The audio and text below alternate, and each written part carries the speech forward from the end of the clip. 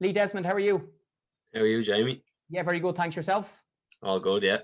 Lee, as the only one of our three players tonight who was with the club last year, how would you describe 2020?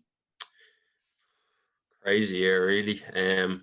Started off okay, league form, and 4 games in, I remember we were preparing for Dundalk away on the Friday, and we went into training on the Thursday morning and got told the game was off. And I think originally we thought, oh, little weekend off here, and then back in Monday. But little did we know, 3.5 months later, we'd still be off.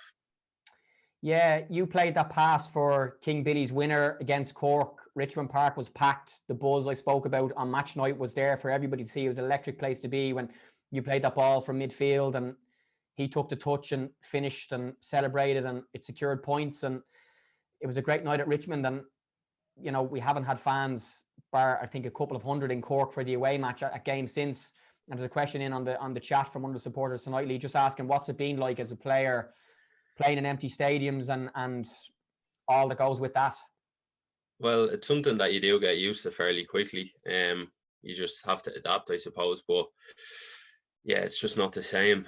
Little did we know that Cork game was going to be our last game in front of fans. And I think, as Tom said, when everyone's allowed back in the grounds, we're going to see full stadiums for quite a while and probably have to get used to that again. And it'll probably be quite nerve-wracking again, like it was when you were starting off playing as an 18, 19-year-old in front of fans. But yeah, from the players' point of view, we can't wait to get fans back in the ground because that's one of the main reasons you play, I suppose. Lee, the season was suspended then for almost 5 months and eventually a half season of 18 games, 14 more after the 4 that each team had played behind closed doors. How much different were those games for you as someone who's been in the league for so long? You're going into your 7th season now as a St. Pat's player, and I suppose how did you self-motivate to ensure that if you did need that extra kick that the fans would usually give you that weren't there, like even the Sligo win, for example, which we'll speak more with Ronan about in a moment, the away fans, on that night as well, it's impossible to replace.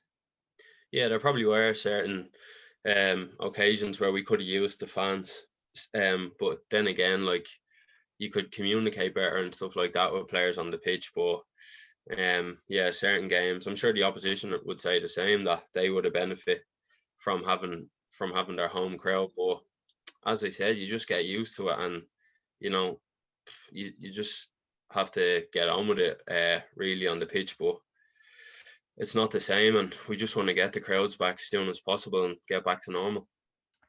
I know, Lee, you're not really into social media, but I know you're also fully aware of the different ways that the supporters have supported the team virtually behind gates. There was a great picture of Stephen O'Donnell and some supporters outside Finn Park, where they're outside the gates and Stephen is inside the gates because he's involved in the match. The same up in the Roy McBride Brandywell and Derry of supporters literally above the wall trying to watch the match. And obviously a lot of people watched from home virtually and supported us through social media.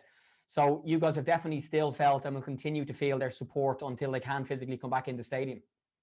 Yeah, we're definitely aware. I mean, it's something that's spoken about quite a lot. I mean, it's tough times for everyone, and it just sort of opens our mind up to how important like the club is and the team is to so many people. So yeah, like from a personal level, it's important to us because it's giving us something to do every day and giving us a focus. But we're having an impact on a lot of people's lives as well, which is really good.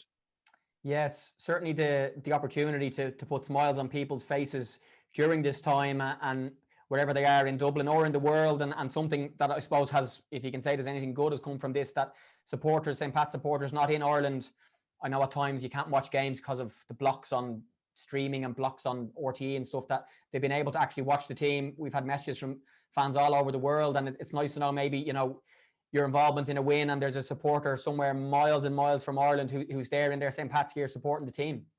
Yeah, obviously we have a lot of fans overseas as well. I know there's a lad in Australia that I was talking to last year, and I think there's a supporters club in Brazil or Spain as well. So those things are great, but even for the fans at home, no, it's really good. We are aware of the support, and as I said, like, geez, hopefully now July, August we can start getting smaller crowds back into the stadiums.